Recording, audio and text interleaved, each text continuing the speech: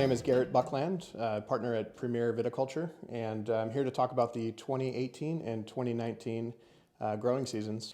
2018 was a really fantastic vintage as you look back at a wine quality standpoint. We had a kind of a wet spring, which led to some higher crops across the entire valley.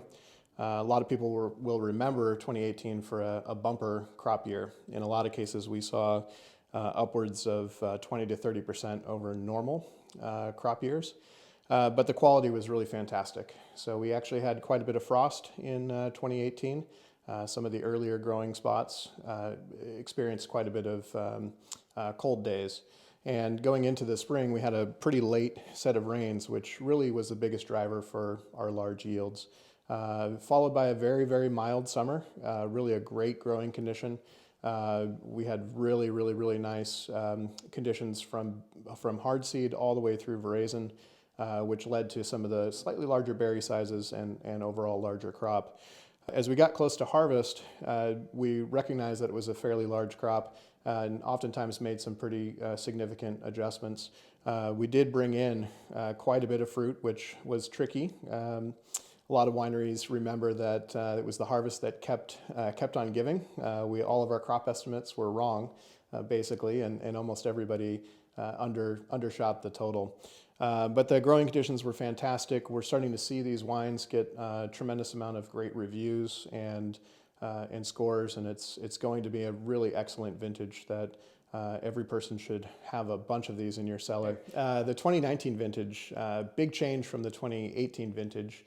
We actually had one of our wettest winters in a really long time. That led to some very big flood conditions. A lot of vineyards were experiencing very wet soils pretty late into the spring. We did get a few inches of rain in May, which made for a really large canopy year. So we did an awful lot of canopy work, a lot of canopy management, a lot of hedging, a lot of leafing and lateral removal. That was kind of the vintage where we did a lot of intervention to really help us make some fantastic wines from what was otherwise a very wet spring.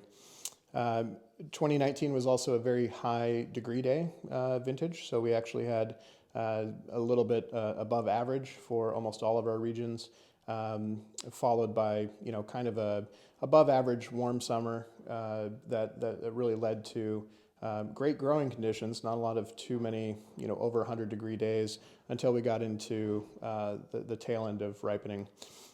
Into early October, we had some very high wind days and kind of big fire danger days.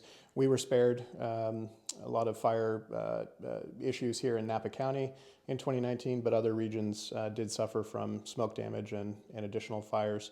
But basically that forced a lot of people to pick in the early part of October, which really made for some nice fresh wines that again are aging incredibly well at the moment.